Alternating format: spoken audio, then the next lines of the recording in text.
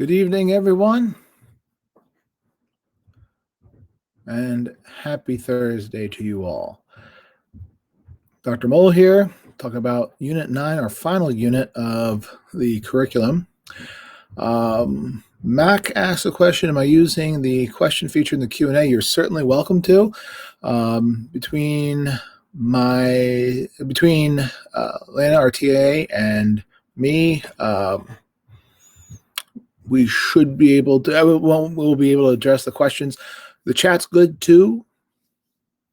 So I started just a little bit early just so I can do a little bit of chit chat. Not too much chit chat because chit chat's not going to be in the AP exam. Well, there's a lot of content, so there's a certain speed I have to go at, and it is a cram. So there's only so much I can, I want to make sure I get all the content in the hour that's given to us. So, but you're always free to ask questions, and I'll take some time towards the end to ask those questions or answer those questions as best I can. So.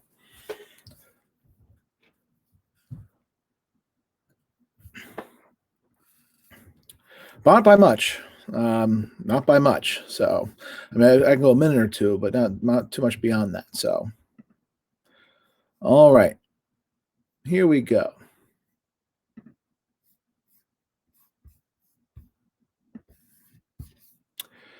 All right, why is this? Share screen. All right. Okay, just a second. Share screen. Chrome tab.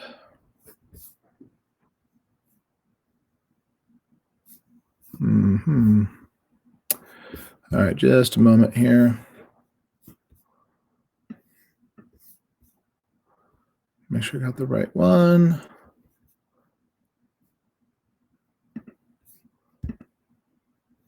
All right. So I think this is it.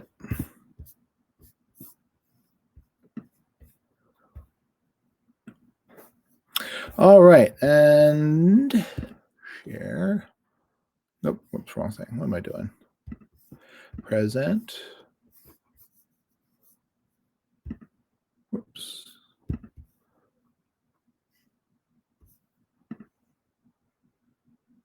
And away we go. All right, we know this stuff by now, hopefully, about being recorded. Change your name if you need to.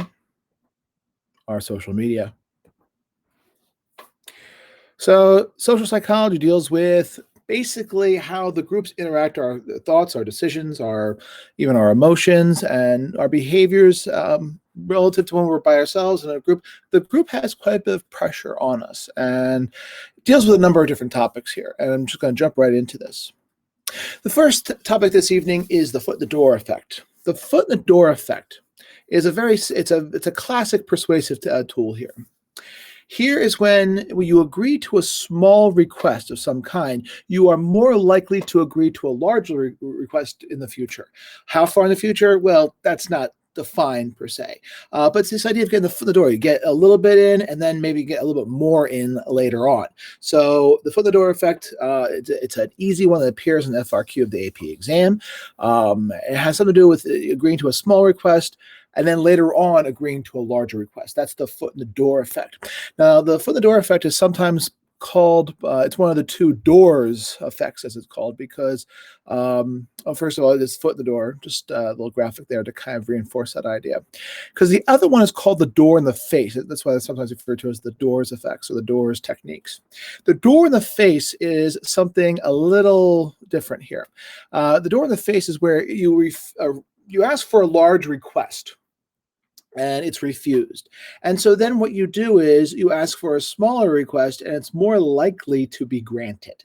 So you have, so you go up to your parents, Mom, Dad, can I stay up until 3 a.m. going to the concert that's happening this weekend? Let's assume there's no COVID.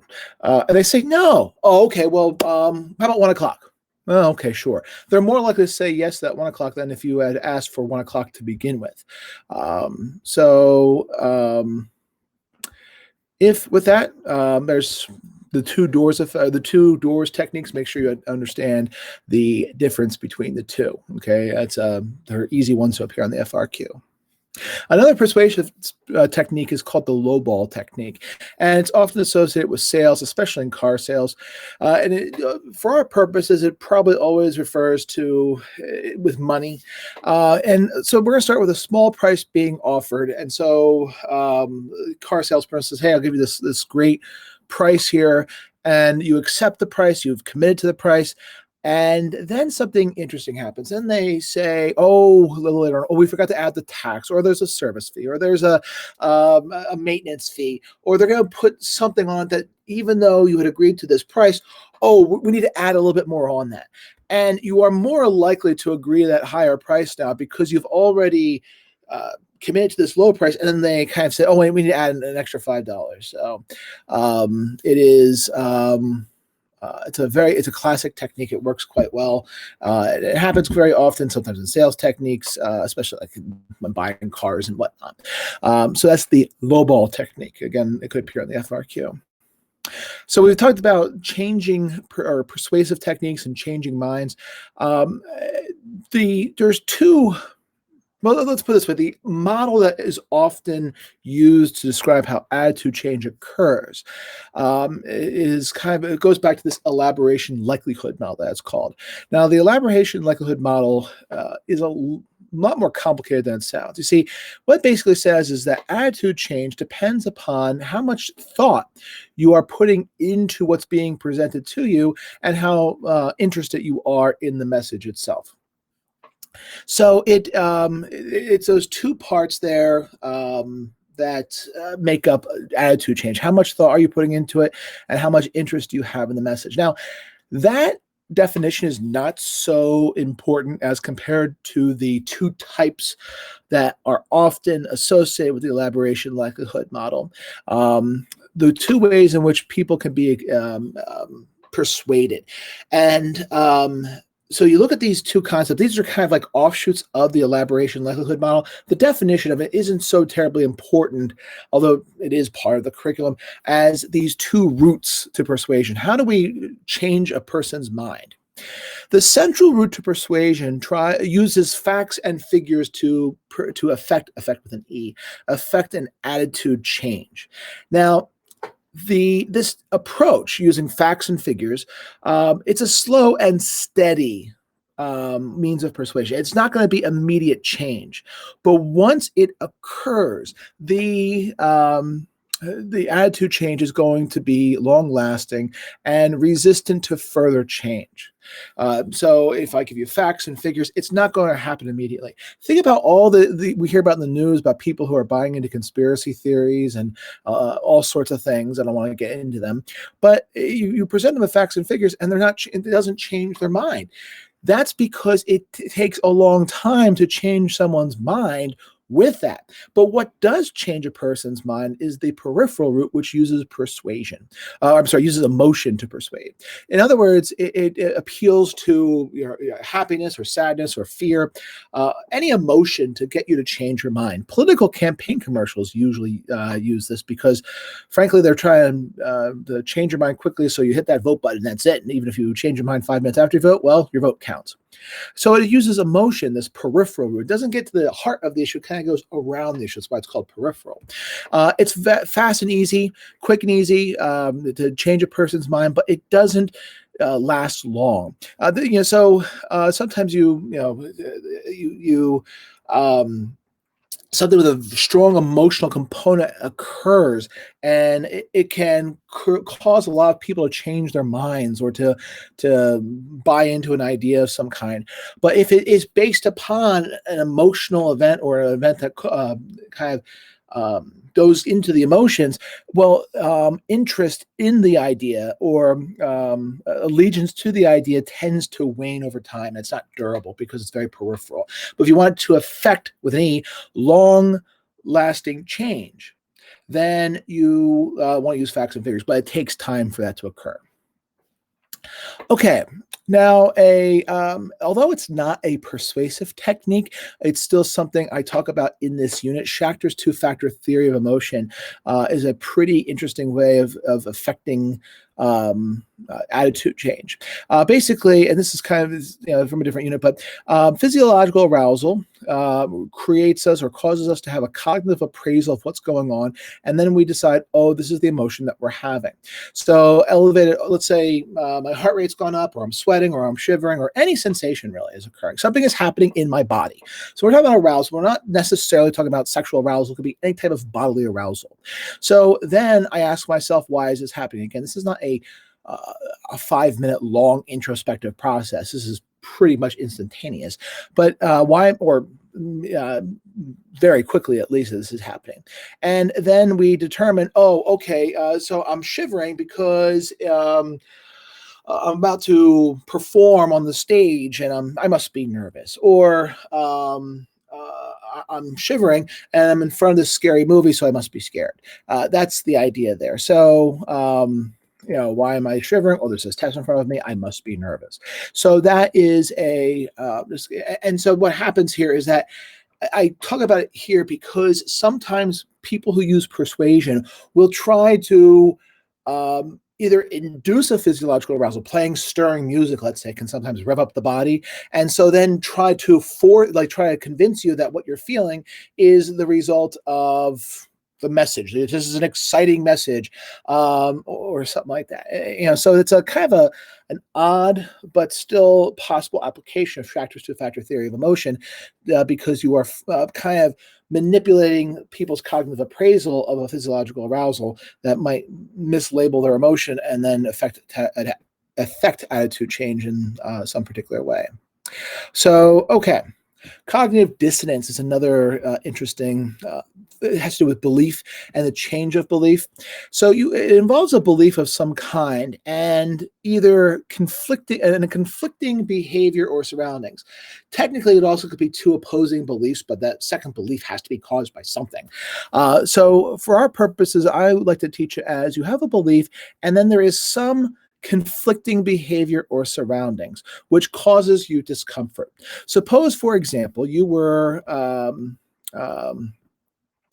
you have some, you belong, or you believe in some strong political issue, like you are really in, there's a political stance that you have. Don't want to talk politics here, but you have a real strong political belief in something, and so then you are put into a situation where the people around you are rallying about the opposite side of the issue, and for some reason you have to partake in it. Well, clearly what you are doing is in conflict with your belief, and that causes this dissonance, this discomfort or tension caused by the conflicting belief and surroundings or behavior. So what happens is that you need to do something to try to lessen the distance, because people don't like living in that discomfort. Now, you could, it's possible, but we don't want to. The easiest thing to do is to change the belief system. It's the easiest thing to do is to kind of change a belief system, is to change a belief so that you can lessen dissonance. One alternative is to rationalize away the dissonance, but it's not easy to do. So understand that cognitive dissonance can affect, again with an E, attitude change, because you have conflict between your belief and the situation that you are in, and the easiest thing for you to do is to simply change the belief. And again, this is not something that is necessarily explicit and long and is involved process, but something that can still happen. Okay. Another famous study associated with the social psychology unit was the study by Solomon Asch. There. I think he did this research at Swarthmore College. I think it was at the University of Pennsylvania. And basically what it involved was you as the participant here in blue and other participants as well, indicated here in black, were actually research Confederates. And when we say Confederate, it has nothing to do with the Civil War. Research Confederate refers to someone who is basically kind of in cahoots with the investigator. They're working for the investigator, pretending to be just some hapless person or a fellow participant, when in fact they're part of the experiment itself. And so Asch would say, okay, which of the three lines in this card here, you see that on the left, which of the three lines on the right is the same length as the one on the left? Now the answer is number 2. Well, what would happen is that all of the Confederates, as planned, would say 3. And you, the participant, are saying, what is going on here? The question is, would you actually conform, basically? And the idea here was conformity. Will you actually do and go along with the group? And as they found out, it was about 40 to 50%, depending upon the condition, would actually conform. That is, change their belief, change their idea, change their opinion to go along with the group. And that leads us to this idea of social influence, how we change people's minds or change people's beliefs through group pressure or through group means. And that leads us to 2 types of social influence here, one being informational social influence and the other one being normative social influence. Informational social influence, the key word there is information. It is where basically one is persuaded by facts being presented by the group. The group gives you information, gives you facts, gives you a good argument. And so you change your belief or your opinion is changed because you accept the facts, you accept the information, you accept the statistics presented by others. Now, on the other hand, normative social influence is where you change your beliefs so that you can be accepted by others, that you can fit in or not be criticized or ostracized. It's kind of like saying, so let's say you were in that Asch study and everyone says, well, which line is it? And you're saying 2 and everyone says 3 and you say 2 and everyone turns to you, are you an idiot? Don't be so stupid. The answer is 3. You're such a moron. Now, they might not actually say that, but still, this idea of, oh my gosh, I'm the outlier here. I'm the outcast. I don't want to be the odd person out. So I feel very uncomfortable if everyone's saying 3 and I'm saying 2. So I'm going to say 3 so I can feel better and everyone will stop looking at me and I could just live my happy life or something like that. That would be the normative social influence. You were kind of fitting in to meet the norms of the group. That's why it's called normative social influence. So understand the difference between normative and informational social influence, how they affect attitude change. Okay. This is a picture of your hapless Cram teacher here, standing in front of a machine that was used by Stanley Milgram, then of Yale University. Now, this is a very famous experiment in which Milgram basically had participants. They thought they were part of a learning experiment where they wanted to see whether punishment can affect learning. And it involved administering potentially lethal shocks, or at least, at the very least, increasing the doses of electricity every time the other person trying to memorize a task got a question wrong. And he wanted to know what percentage of people would go to the very lethal 450 volts of electricity, which was the highest amount on the board there. And when he asked a bunch of psychiatrists what percentage would go to the very end, and by the way, the other person was a Confederate and who was not actually getting shocks and was purposely giving wrong answers. Well, and the idea was that the person would eventually get the 450, assuming he went to the end of the experiment. They estimated about 0.1% would go to the end. Well, as it turns out, it was about 65% in the classic condition that I more or less described to you. So they said about 0.1% was about 65%. And sorry about that. And basically, the key here, it's the key term here. And I don't have the word here. I don't know what happened to it. But the word here is obedience. Obedience basically means complying with authority. And this idea that we can become, that when in a structure where there's an authority structure, we are very easily wanting to follow authority, not think about our actions, not think about the consequences, because we're kind of turning over our decision-making ability to someone else, and we just become this agent, what Milgram called the agentic state. Now, to make a very long and, for our purposes, irrelevant story short, there's actually some very compelling evidence to dispute all of this and to kind of put into question the validity of these findings, but nevertheless, it is something that is a classic study that appears in just about every psychology textbook and can appear on the AP exam. So Stanley Milgram in the obedience experiment. Now, another famous famous psychological experiment was done by Philip Zimbardo of Stanford University, and the Stanford Prison Experiment.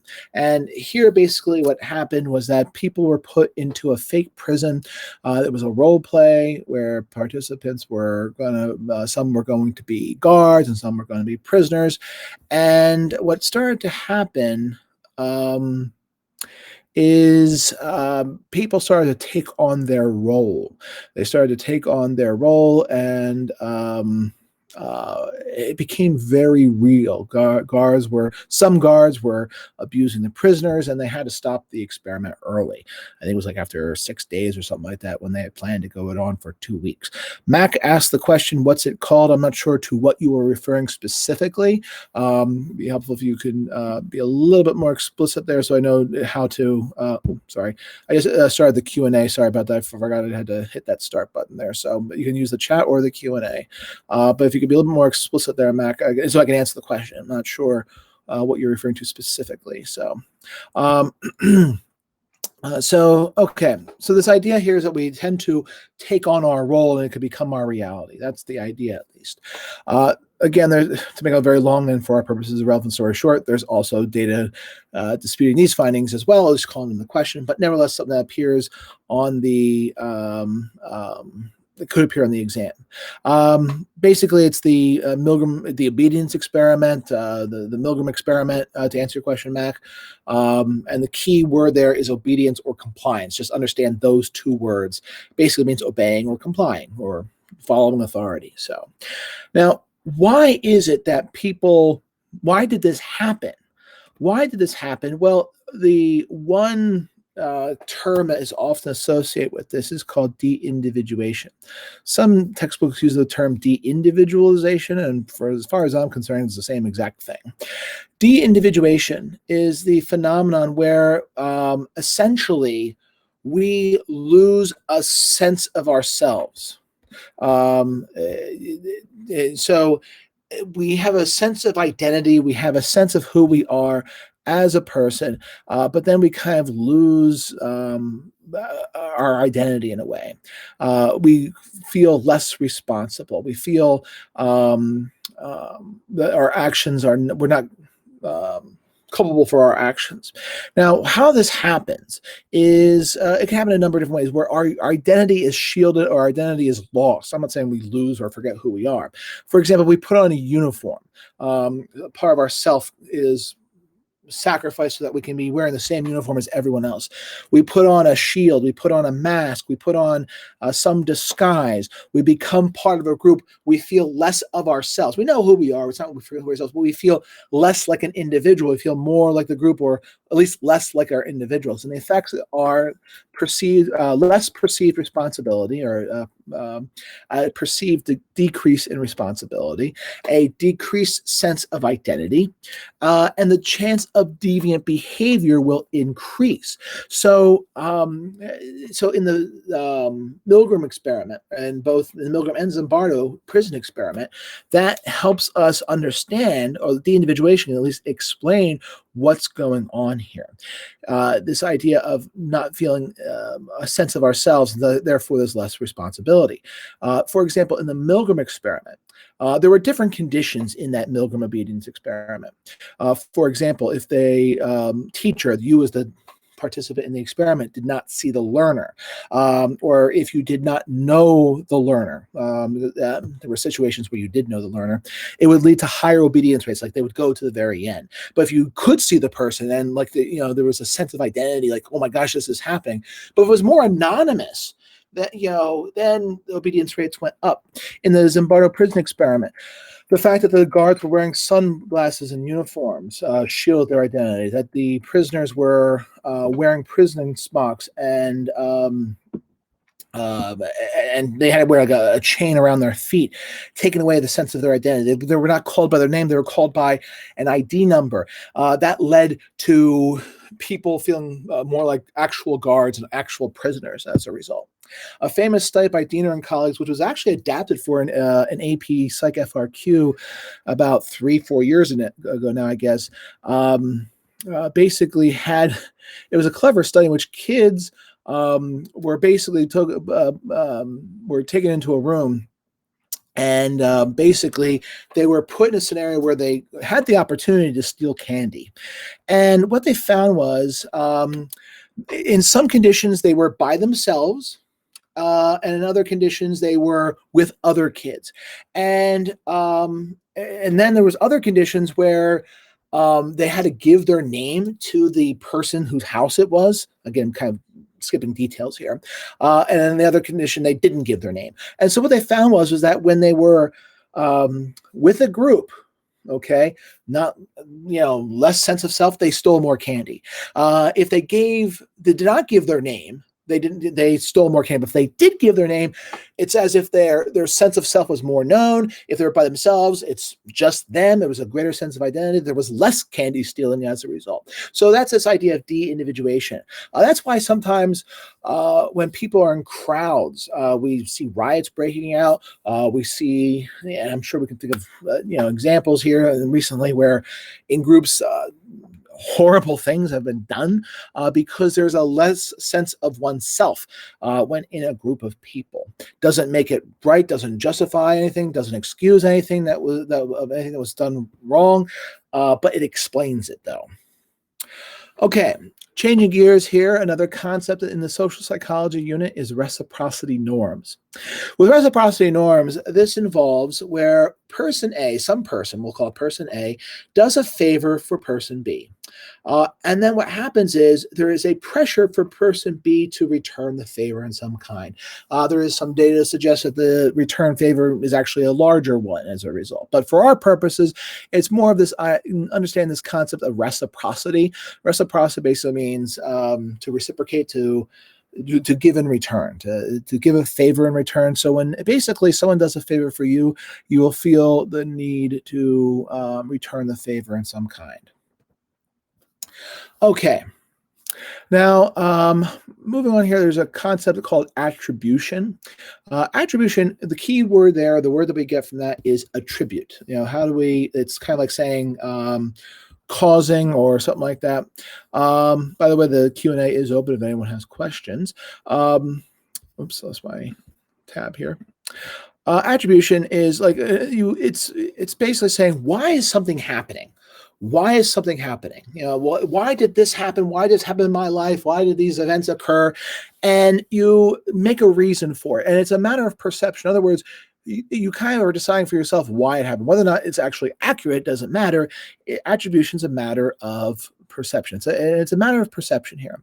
So if this is you, okay, basically you can make two types of two types of attributions. One is dispositional and the other one is situational. Basically, when it's dispositional, it's internal. Basically, when something happens or you do something or something happened to you or you accomplish something, when you make a dispositional or internal, for our purposes, they're kind of interchangeable with respect to attribution. It means that you are referring it to your traits, to your ability, to your genetics. Basically, it's something you had something to do with it. You had something actual to do with it. You had something to do with the cause of it. But if it's situational, it's outside of you. Things beyond your control, luck, good luck or bad luck, outside forces, other people are responsible for, uncontrollable events, not your doing. And these could be for good things that happen or bad things that can happen. We might have tendencies to, when good things happen, we might make certain types of disposition or types of attributions.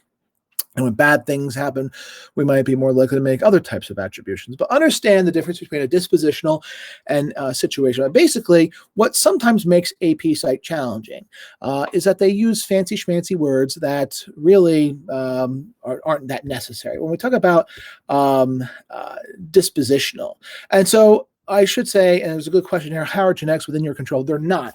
But when we say dispositional, it's something that it's still, you're the cause of it. In other words, it has something to do with you. And you might say, well, you can't control your genetics. But yeah, the fact is that I was able to get the tall can off the shelf because of my genetics made me tall enough to do it. That's the idea. Or if my genes were enabled me to be a fast runner, that's still dispositional. It's still within me. Okay, even though I can't control that per se. What I say is that when within one's control is a type of dispositional thing. Genetics is a type of dispositional thing. I'm not saying that traits, ability, genetics, and within one's control are all the same necessarily, but they're all types of internal dispositional attributions that one can make. That you put, that something within you had something to do with it. Now, with that attribution, there is this thing, or this idea of attribution, there's this thing called the fundamental attribution error, a specific type of attribution or a tendency to make attributions. The fundamental attribution error basically says that we tend to overestimate dispositional causes in other people. So if we see someone who broke their leg, well, we might tend to say, geez, that person was not being careful. Or we see that person with a lot of money, we would say, well, they must be really good with money. Or if we see the person getting a speeding ticket, we might say that person's a bad driver. I know we don't always say that. I know not everyone's going to say that, but we have a tendency to make dispositional attributions, and we tend to underestimate situational attributes. It could be that, yes, maybe that person was riding their skateboard haphazardly and that's why they broke their leg, or it could just be that it was some freak accident and they were in the wrong place at the wrong time, and something like that. The person with a lot of money, sure, maybe they're just financially smart and they know how to invest money in there, they know how to save, or maybe they just happen to buy the Powerball ticket one random day and got the winning numbers, and it was just dumb luck. Okay. Or, the person who's pulled over, maybe there's someone in the back seat who's very badly injured and they had to speed to get to the hospital or something like that. And, but normally they're a good driver. We tend to make, we still tend to overestimate disposition or internal attributions. We tend to make those attributions that are internal or dispositional as opposed to situational or external. Now, an offshoot of the fundamental attribution error is, for our purposes, we'll call it a separate vocabulary term, is the just world hypothesis. The just world hypothesis suggests that basically good things happen to good people and bad things happen to bad people. We like to think that we live in a just world. We'd like to think that basically only the good things happen to people who are genuinely good and only the bad things happen to people who are genuinely bad. And that's why sometimes when we see someone who, that's why sometimes we see things and we do things like victim blaming. Oh, well, this thing happened to them. Well, that's because, there must be something bad about them. Now, again, that doesn't justify that type of attribution. That doesn't justify that type of decision. But we tend to make those things. We tend to make those attributions. We tend to make those decisions. We tend to do those things. That's the idea. We tend to say, well, good things happen to good people, and we tend to think bad things happen to bad. That's what we like to think. That's what we hope to think, and that's what we tend to make up our minds. So, Mac means, what do you mean by a matter of perception? Means that it's how you see it. It's how, in other words, you see that person and you make an internal attribution about them. You might be right, you might be wrong. The point is that you are actually what you're actually doing is making a judgment that might or might not be wrong. It's your perception. I mean, it's like it's what you think it is, and you could be totally wrong. So that's what we mean by that. So, all right. And then this question here, do we only have one type of attribution, or it depends on the situation? Well, it depends. I mean, it depends. What we're saying here is the tendency to make these attributions. It doesn't mean that we always make the right attribution or the wrong attribution. All we're saying here is that it's the tendency to do these things. Now, maybe in different situations, we might be more likely to give an accurate attribution, or perhaps look into it before we make a decision. But the idea here, between the fundamental attribution error, that we tend to make internal attributions of things, and the just world hypothesis, we tend to think that only good things happen to good people and bad things only happen to bad people. So that's the idea for that. All right. So. All right, I'm just all right, moving on here. Now, another type of thing here, I had the Q&A open, so I'll be looking at that. So if you have your questions, you can ask those there. Another offshoot is something called the halo effect and the pitchfork effect. I used to joke that the halo effect has nothing to do with Master Chief, but not many people are playing Halo anymore. So basically, the halo effect suggests, and again, this is an offshoot of the fundamental attribution error. The halo effect suggests that if there's something good about a person, then everything must be good about the person. This is why we tend to idolize good artists, good musicians, good athletes, because they do something quite well. So we assume that everything must be good about them. They must know things. They must have special knowledge that we don't have, which might be true about what their talent is in. That certainly could be true. But this is why, for example, celebrity endorsements work so well. They work so well because they're good at basketball, they're good at singing, they're good at whatever, that they must know about nutrition if they're endorsing a cereal, they know about fashion if they're endorsing a clothing line or something like that. They know about automotive or cars if they're endorsing a certain automobile.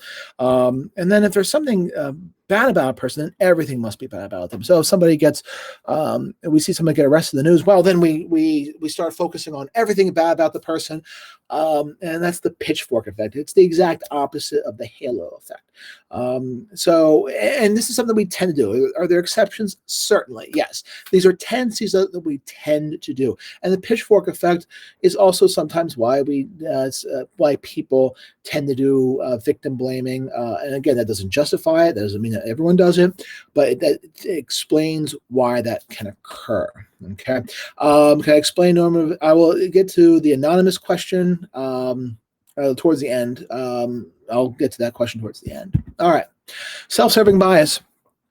Self-serving bias refers to the attributions of oneself, okay? Basically, when we say it's self-serving, it means that we make the attributions that suit us. When good things happen to us, we tend to make it more internal attributions, or we tend to make internal attributions. I got an A in the test. Well, I prepared well for it. I studied. I'm good. I'm a good student. I'm talented. I have great knowledge of it. I worked hard, and so on. But when bad things occur, well, not my fault. The teacher had it in for me, or if it was a sports thing. Well, the refs were out to get us, or something like that.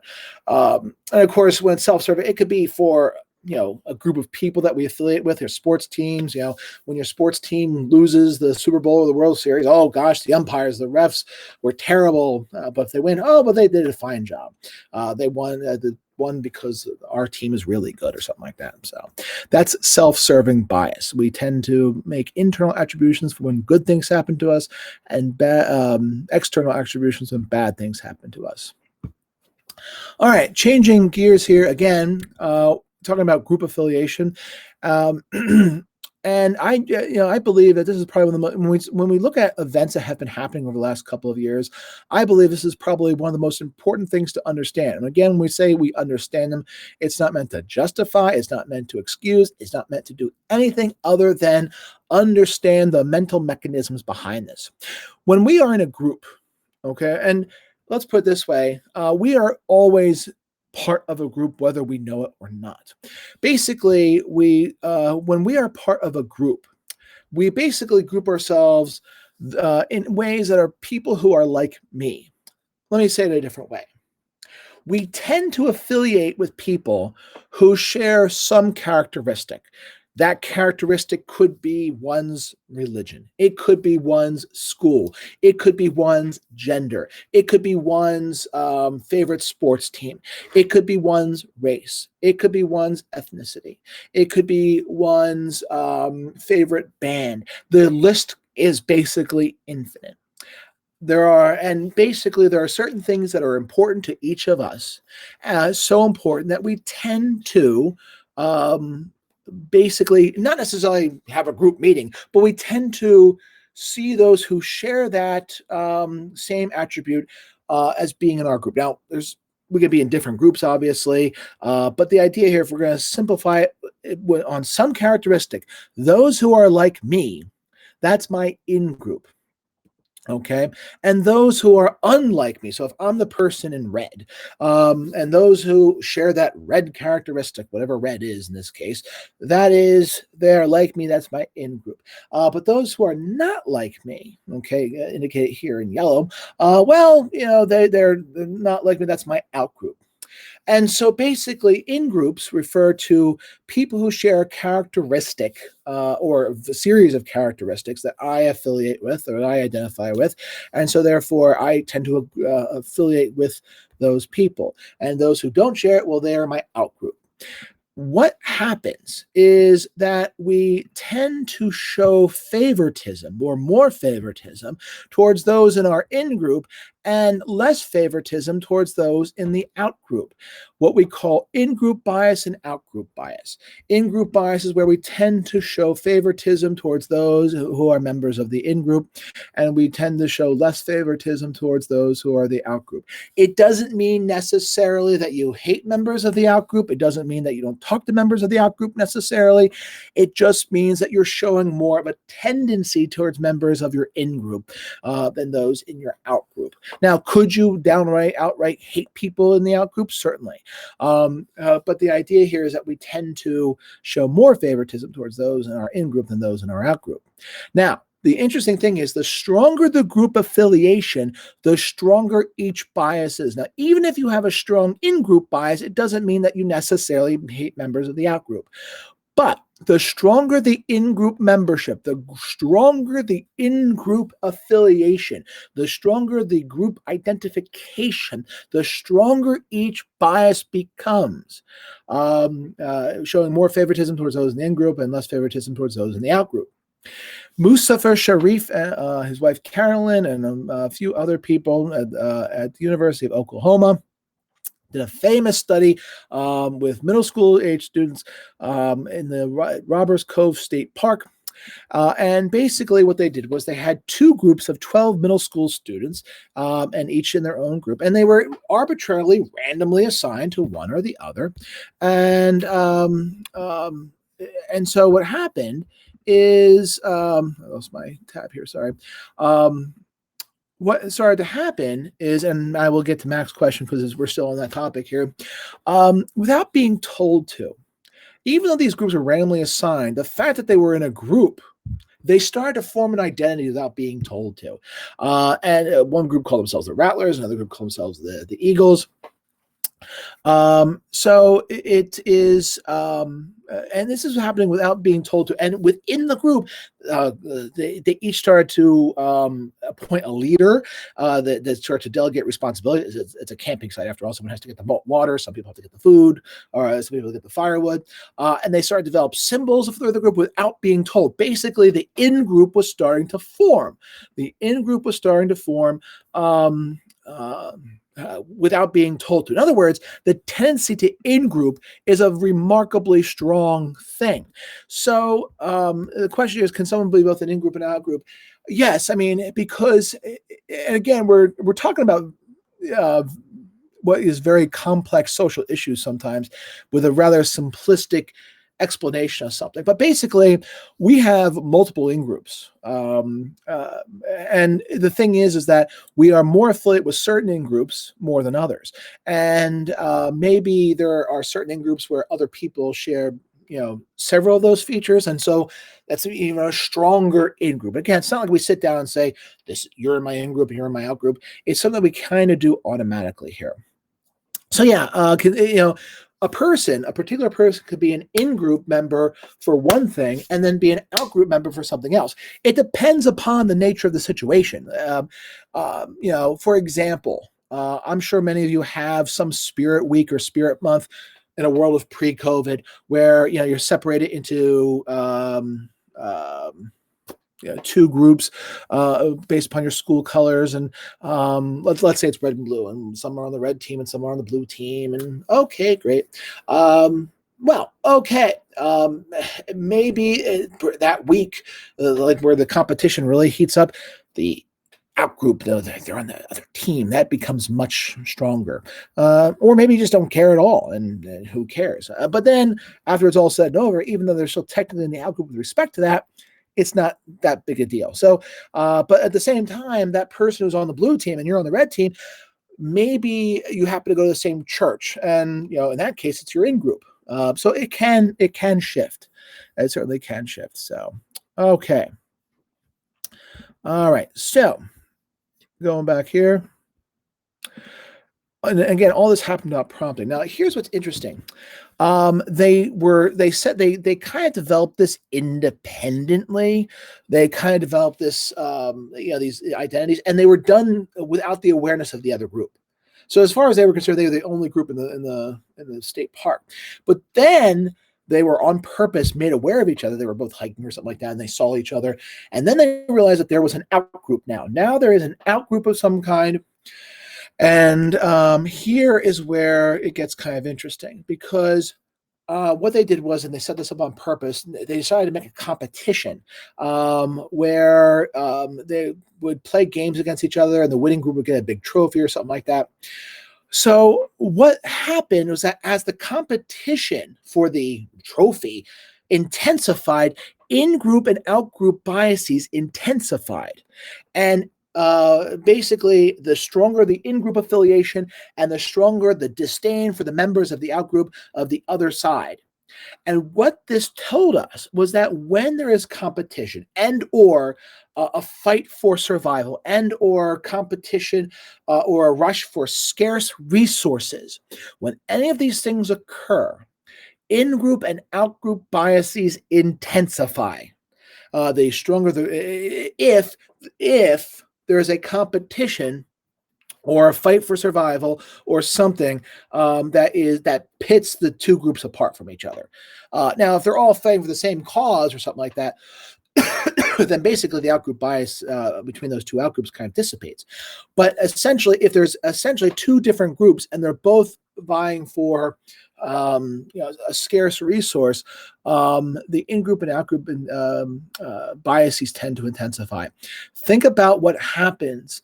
Think about, for example, in our history, the history of, for example, hate crimes that occur when there's an economic downturn. Does not, and let me be clear, it does not in any way justify or make it okay or anything like that. Let me be clear. But it does give us an explanation as to why that can occur, a psychological explanation for why that can occur. Okay, so and this is where we sometimes get where the in-group can blame the out-group for the troubles of the world, what we call scapegoating. So when we think about what scapegoating is, for example, in Nazi Germany, the Jews were blamed for the economic downturn. They were being scapegoated. In that case, you have here basically the out-group in this case being blamed for the economic downturn of Europe in the 1920s. Which can lead to violence. And here, although it's not necessarily specific to scapegoating or in-group and out-grouping. The frustration aggression hypothesis basically suggests that when there is high amounts of frustration, we tend to be aggressive. What happens when you stub your toe, which is very frustrating, among other things, also painful? A person might punch something or something like that. Or what happens when we're trying to do something we can't get we can't get it, so we start being violent or something like that? How many videos have we seen of people, they lose a game of Fortnite and they just break the TV or something like that? Guess what? Frustration aggression hypothesis basically suggests that. But here, it also, when there's high amounts of frustration caused by stress, economics, competition, something like that, that can cause or cause a tendency for aggression towards members of the outgroup in this case. And that's the frustration aggression hypothesis. Outgroup homogeneity bias, outgroup homogeneity bias is a very fancy schmancy term that basically means this. That we tend to see members of the outgroup in the same way. When we hear that phrase, that they're all the same. They're all the same because there's a tendency, not everyone does it or anything like that, but there's a tendency to look at members of the outgroup. Those people, because what's happening there is that we see members of the outgroup and we tend to make inferences that obviously are very likely, if not certainly, incorrect. So that's this outgroup homogeneity bias. We tend to see members of the outgroup all in the same way. Another way of judging people, let's say you're the person on the left and you're looking at someone who is German. And I'm using German because I taught German, so let's pick on the Germans here, okay? So we see that German, we say, gosh, that must be a stubborn person who drinks beer all day. Well, what you're doing there, or you might say, I don't like Germans, or you might say, I will not hire any Germans in my business, okay? 3 different thoughts that are certainly inappropriate, at least in this context here. And so we have here 3 different thought bubbles here. The first one being, must be a stubborn person who drinks beer all day. You're making a stereotype. You're making basically an overarching generalization about a person. Okay, a prejudice is an attitude, a preset attitude about a person or a group of people. And then the discrimination is basically a behavior that is at the expense of someone in an outgroup, often based on a prejudice. Now, understand the difference between a prejudice and an act of discrimination. Prejudice is an attitude. Discrimination is a behavior. Make sure that you understand the difference between those two.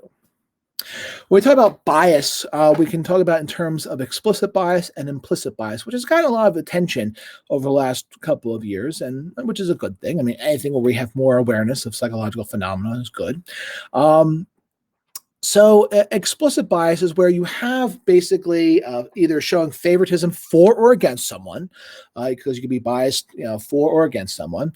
So an explicit bias is where you're aware of it, you're conscious of it, you have it. Gosh, I just don't like Germans at all. I dislike the Germans so much. And implicit bias is where you're unaware of it, but it might affect your behaviors or your judgments in a way that you're not aware of it.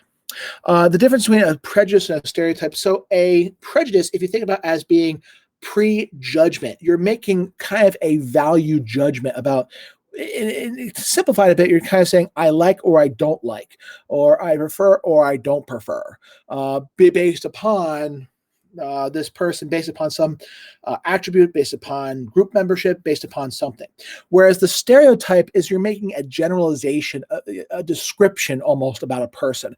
That is typically unfair, inaccurate, and often quite negative.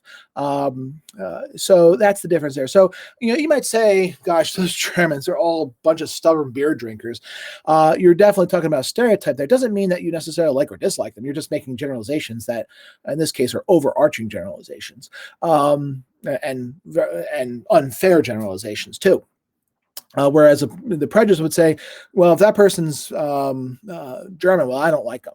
Okay, whereas the discrimination part might say, well, if that person's German, then I don't want to talk to them. I want to distance myself from them. That would be the discriminatory behavior as a result. So that's the difference there between prejudice and stereotype. Okay, moving on here.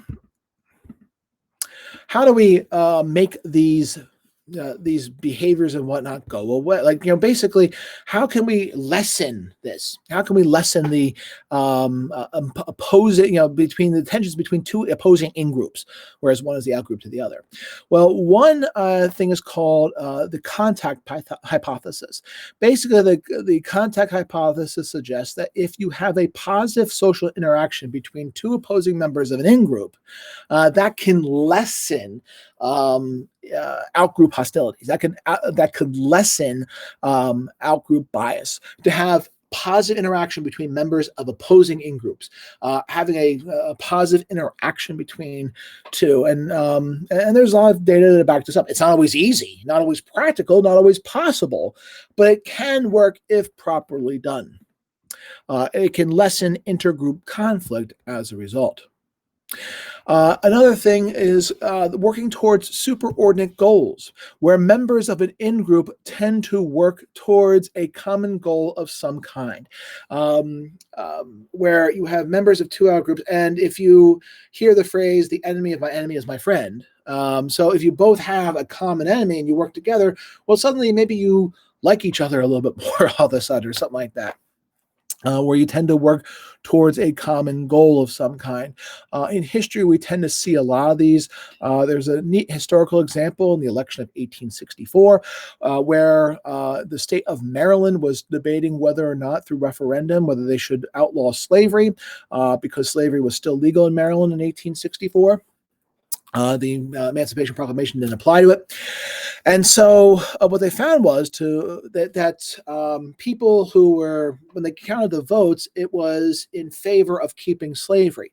But when they counted the absentee ballots of almost entirely soldiers who were fighting in the Civil War, fighting against the Confederacy, fighting with Black soldiers who were fighting together, what they found was that they were overwhelmingly in favor of ending slavery. So much so that they said, this whole idea of slavery is stupid, and as a result, it tipped the scales way over into banning slavery for the state of Maryland. So and I'm not saying that suddenly meant that there was no more civil or no tensions, or there was no racially based tensions or anything like that anymore. No, there was still a lot of that. But the idea is that it lessened the intergroup conflict. So, am I a history teacher? I've taught history, but I'm not an expert in history. It's by no means do I have AP US history expertise, not even close. So, but working towards a common goal, members of two opposing in groups, or an out group to the other, can lessen intergroup conflict. Okay, changing gears here yet again. So I'm going to go overtime here a little bit. When we do a task, what happens to task performance when we're being observed? Do we do better or we do worse? Well, it depends. If it's a task that is easy or we're really good at it, we tend to do better at it. But if it's a task where it's not easy and it's difficult, or you're not highly skilled at it, we tend to do worse at it. Think, for example, if you were asked to perform a dance. Let's say you're a dancer and you've practiced and you're rehearsing everything, and gosh, and then everyone's watching and you do so well. But let's say you're doing a sport, and you're learning a new technique for the first time, and you're practicing by yourself, and you're kind of getting, and you're ready to show your coach, and your coach comes to watch you, then suddenly you fall apart. We tend to do worse when we're observed by others if the task is not well learned. When we do better when being observed, because it's a task that is easier because we're highly skilled at it, is referred to as the social facilitation effect. But on the other hand, if it's a task that we're not easily, it's not easy for us, or we're not trained at it, and we do worse, it's called the social inhibition effect. So whether we do better or worse at it when being observed by others depends upon how skilled we are at the task. All right, so sometimes we might be in groups where we have a task that needs to be done. But when we're with other people, it's like, well, maybe someone else will do it. Now, who's going to go do the dishes? Well, there's 20 people in the room. Well, someone will go off and do the dishes. But you're less likely to do it than if you're the only one in the kitchen, right? This is what's referred to as the diffusion of responsibility. The diffusion of responsibility, where you're with other people and maybe someone else will do it, someone else will do it. And so what happens is the amount of effort put in by each person tends to go down. The amount of effort by each person tends to go down. This is what is referred to as the social loafing effect. When in a group of people, the amount of effort put in by each person is less when you're in a group than if you're by yourself. That's called the social loafing effect. Why? Because we have this perceived diffusion of responsibility. Well, someone else will do it. I don't feel like I need to do it. But that is, that could lead to all sorts of problems. Now, Jane asks a very good question. The difference between social loafing and the bystander effect. Well, let's take a look. Actually, let's see. Did I not have it here? I thought I did. Hold on here. I thought I had a slide for this, so I'm going to answer this directly. I thought I had that question up here in a slide, but no. So the bystander effect is basically a type of social loafing. The bystander effect is where you're in a, let's say it's a classic type of study where you're in a group of people and an emergency occurs, and and who's going to call 911? Well, if you're by yourself, you probably take out your phone immediately and call. But if you're with other people, you're kind of there and looking around, everyone's looking at each other, who's going to call? It's a type of social loafing. So the bystander effect is when with your other people. It's in a way very similar. It kind of describes a different situation. And think about I forget who did the study. It's not you're not going to be quizzed on it or anything like that. But where basically there was a group of people and there was a staged emergency, and what they found was when there was a group of people, it took longer for a call for emergency call to be made than if you were by yourself or with very few people. So so basically the bystander effect is a type of social loafing. Okay. Another type of group effect on the belief here. For some reason, this is not working in this particular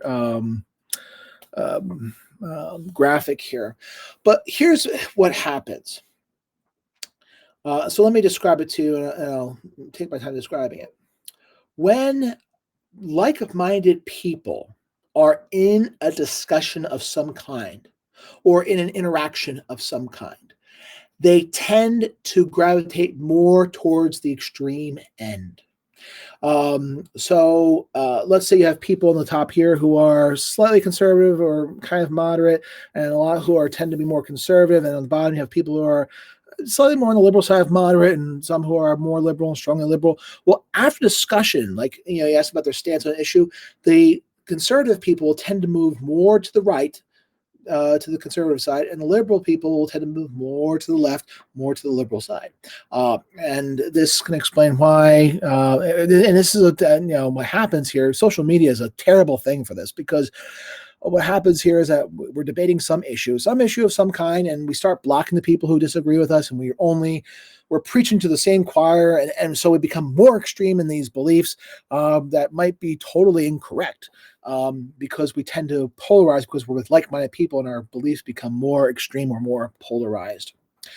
Groupthink is an interesting phenomenon where people are in a group. There's a high pressure to kind of come to a solution, and so there's such high pressure, and the group kind of comes to a decision.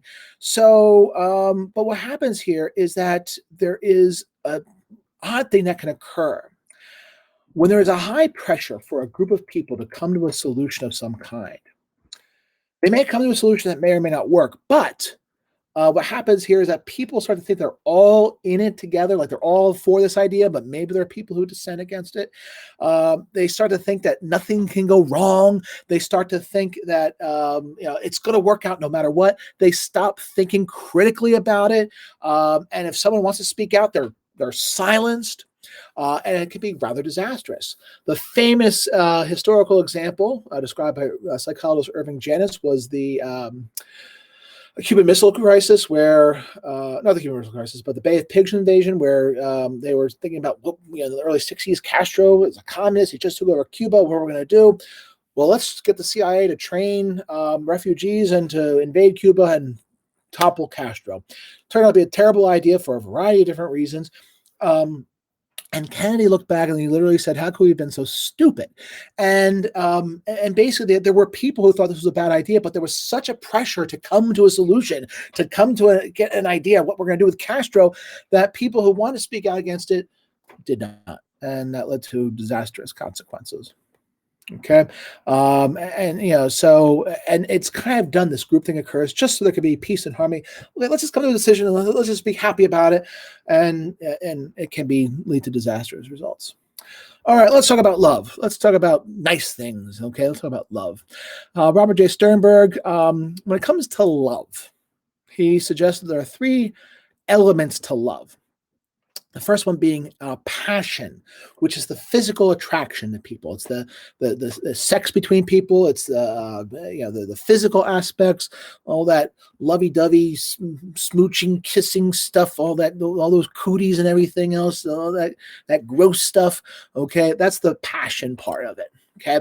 The second part is intimacy. Now, a lot of people think intimacy means sex, but in terms of, at least in Sternberg's world here, intimacy refers to that emotional closeness, the knowing of another person, the learning about another person, the being just emotionally close to being invested in. Well, I don't want to say invested, but just knowing another person, having emotions with the other person, caring about the other person, that intimacy. And that third part is commitment. It is deciding that you are going to be in this no matter what, in good and bad, in sickness and health, for better or for worse. That there are going to be bumps in any relationship. And you know what? In spite of that, I'm going to stick with you. Okay. When those things are put together, you get this thing what he calls consummate love.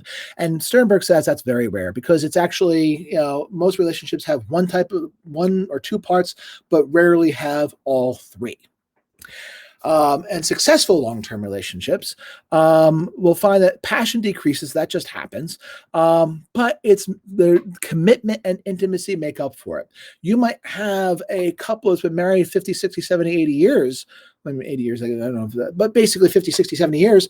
And the amount of sexual activity between you two might be very low, or perhaps even non-existent. But they will sit out on the front porch, holding hands in the rocking chair, just looking forward, being happy. And this is where I'll have a lot of students that say #goals. And that's because in this case, there is commitment and intimacy that's happening there. Elaine Hatfield is another psychologist who's kind of described this idea of love, and basically she talks about the difference between companionate love versus passionate love.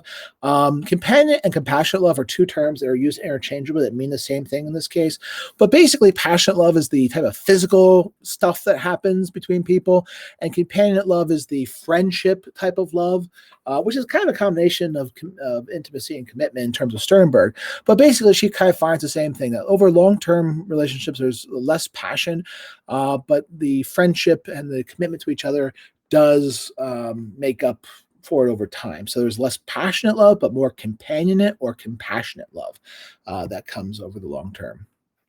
The parental investment hypothesis helps explain attraction. Here you have 2 people, and the parental investment hypothesis suggests that a person seeks in a partner, a romantic partner, the man, and this sounds so stereotypical, and it refers, and it really applies to heterosexual attraction relationships. So there is a flaw in this, by itself, but take it for what it is. In the parental investment hypothesis, what does a person seek in a partner?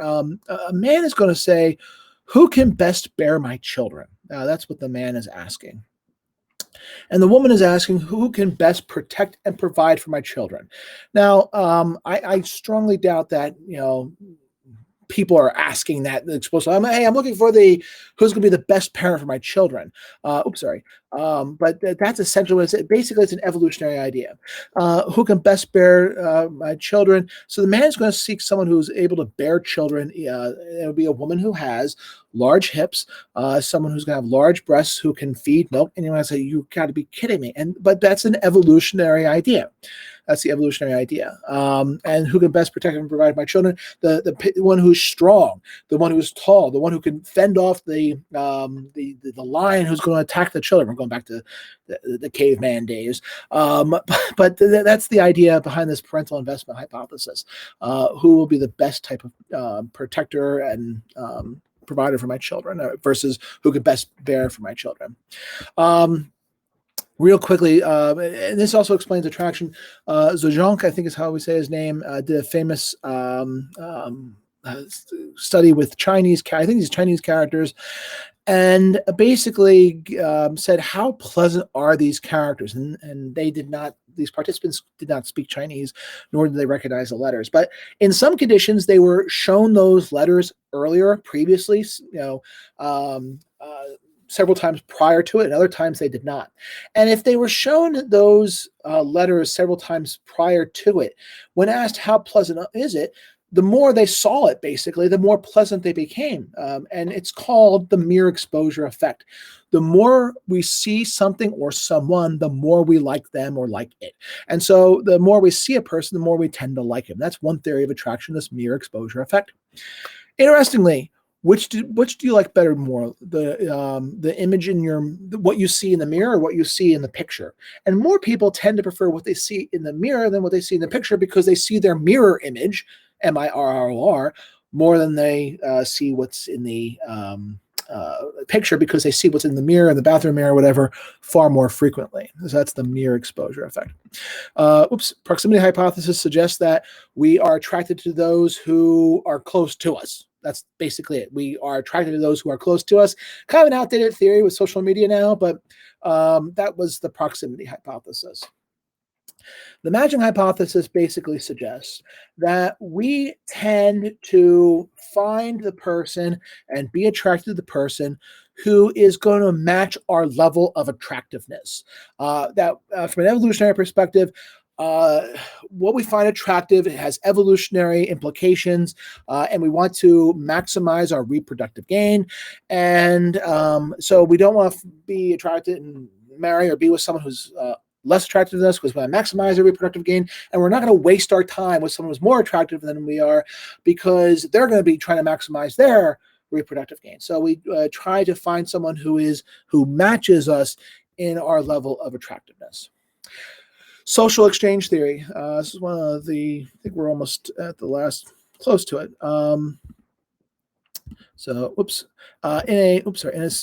There we go. In a relationship, be it a romantic relationship, professional relationship, friendship, if the cost, what we have to put into it, if we, the effort, the time, whatever, if it is more than the benefits that come with it, what we get out of it, the friendship or the passion or whatever it is, we tend to terminate that relationship if the cost, what we have to put into it, is more than we get out of it. But if the benefits outweigh the costs, then we tend to maintain the relationship. And that's what the social exchange theory basically says, that when it comes to relationships, it's always about a cost-benefit ratio, and we try to maximize the benefits. And so if the benefits outweigh the costs, we will maintain that relationship. A social script is basically, if you think about a script from the memory and cognition unit, sorry about that. The social script basically means it's a prescribed action or series of actions, things we're supposed to do in a particular setting. What do you do when you go to the bank? Well, when you go to the bank, you get a slip of paper, you fill in your account number, you give it to the clerk. The clerk takes it and gives you your money or whatever it is you're there to do at the bank, and then you walk out. That might be different than what you do in a place of worship. When you're in a place of worship, maybe you kneel down or you sit down or something like that, different than what you do at a bank. That's what a social script is. Mirror image perception. And I'm using the example of basically Philadelphia Eagles fans and New York Giants fans because I'm from the Philadelphia area and I'm an Eagles fan. And so basically what we do is we tend to view members in an out-group kind of in a bad way and members in the in-group in a positive way. Well, guess what? People on the other side do the exact opposite thing. They tend to see us as the bad people and themselves as the great people. So I see myself as great and wonderful and amazing and productive and whatever. I have all the good attributes. And those other people, whatever the other people are, bad, horrible. Guess what? They're doing the same thing. It's the on the other side, the mirror image. Self-fulfilling prophecy. This is a large unit, by the way. Self-fulfilling prophecy is, let's see, I'm trying to think how many we have more left here. Just want to see here. Yeah, we have a few more to go. Okay. So self-fulfilling prophecy basically suggests that we have a prediction about an outcome, and then we kind of act in a way that causes that outcome, and we have made our prediction come true. I think my friend is angry with me. I have this attitude. I think my friend is angry with me. So what happens is I go back and I start treating I start acting like a jerk around my friend. And guess what happens? The friend says, "Why are you being so, stupid? I'm angry with you." Guess what? I'm right. So that's self-fulfilling prophecy. We have this idea, and sometimes we start acting in a way to make that come true. Understand this process. The prediction about an outcome makes us act in a way to do things, and then guess what? It just came true. Relative deprivation is where we think, are we deprived? Are we poor? Are we rich? Well, it depends on how you compare yourself. Let's say you make $80,000 a year. Okay. If you're making $80,000 a year and you look at someone who's making $30,000 a year, and that's how your comparison, you say, gosh, I'm doing really, really well here. But if you're comparing it to someone who makes $800,000, now you're saying, gosh, I don't make all that much money. And so what happens here, we might see groups of people and we might say, gosh, they're not living a very good life. They're living a very poor life, or living a lousy life or something like that. And but you ask them, they might say that they're living a great life because, in their perspective, they're not comparing themselves to you or someone else, and they might say, "Well, gosh, I lived a very good life," or something like that.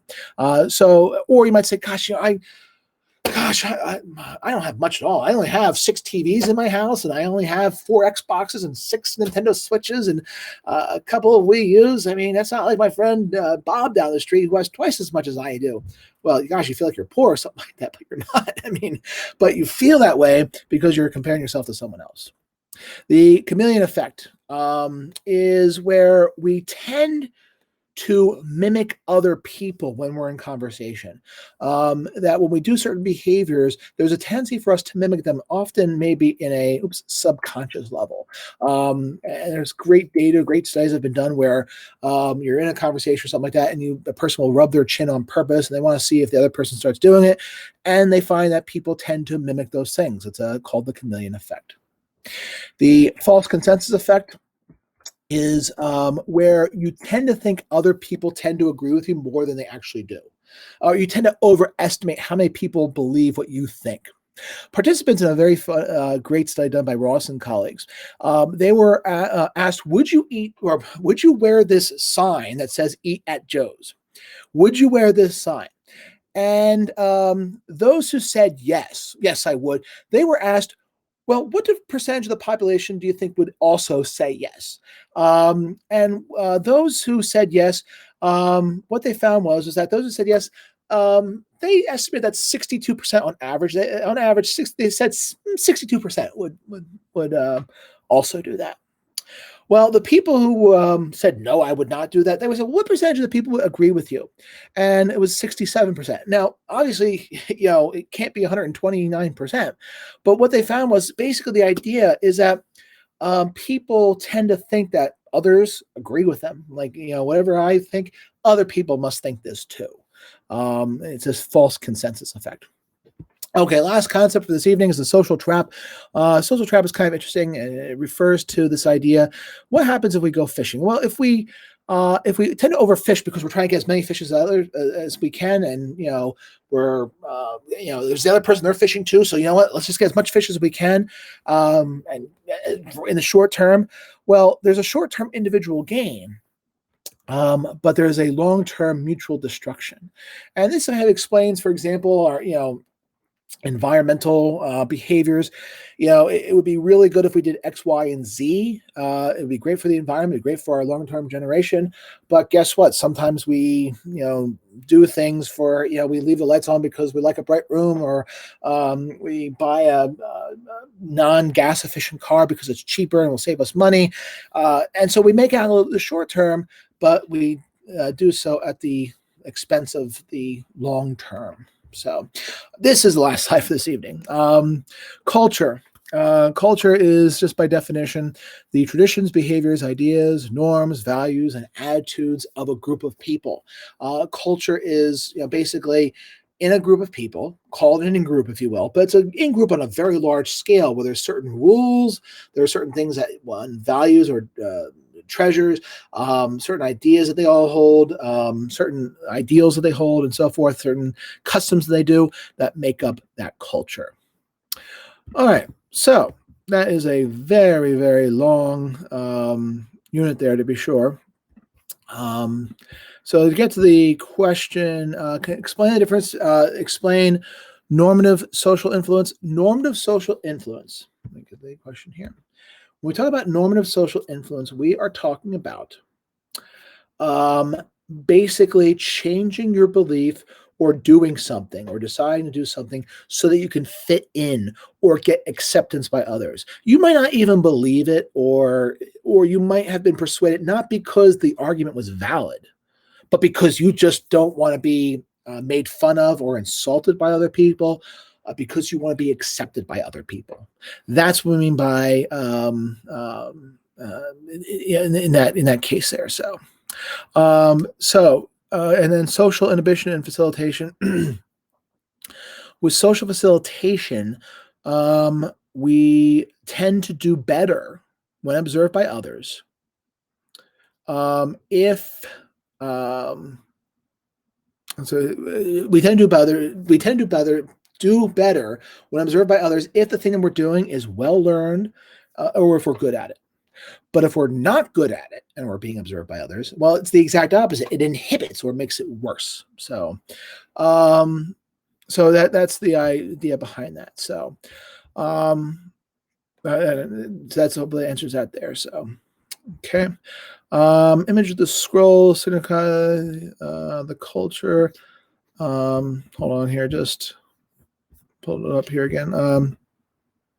So yeah, basically, okay, the scroll basically, it was norms, just to kind of illustrate norms. It's not the best parrot image in the world, but norms, for some reason the word got cut off there, but basically it means rules. Some people don't know what norms meant.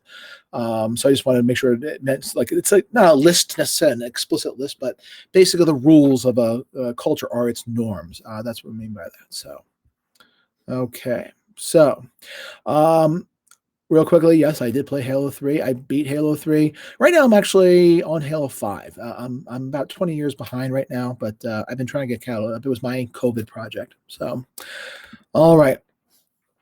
So, let's see here. Answer some questions in the chat.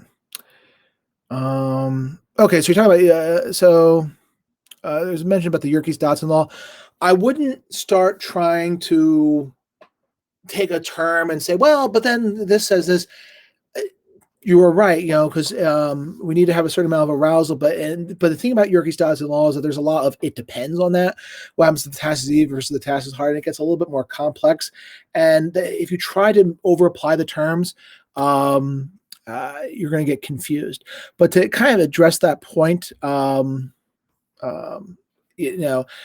the thing is that Yerkes-Dodson refers to arousal. Like, in other words, how much you need to go up and do it. The thing is that if you start talking about other people watching you, then that could lead to over-arousal, which leads to impaired performance. So that's an application of Yerkes-Dawson law, but I wouldn't start meddling and combining the terms because it can get confusing. So, all right. Well, we're definitely past the time right now. So with that, this is relative deprivation. Basically means that you think you don't have much, like you think you don't have much because you're comparing yourself to someone who has more, when in fact you could have quite a bit. You could be quite well off. So the effects of de-individuation basically can lead to more devious behavior, a less sense of identity, which could lead to more devious behavior. So with that, I am going to call a wrap for this evening. Thank you very much. And I forget her name, but there will be another teacher. Her name escapes me at the moment. I feel really bad about this. Next week, there'll be another psychology teacher who will be talking about FRQ strategies. I'm still here, and I'll be doing the Cram the week thereafter, and we'll both be doing the massive super Cram in May. So thank you again for your time, and if you have any questions, Lena, our wonderful TA, will be happy to answer them in Discord and also in the study hall, the office hours. Have a great night, everyone, and have a great weekend. One more day. Tomorrow's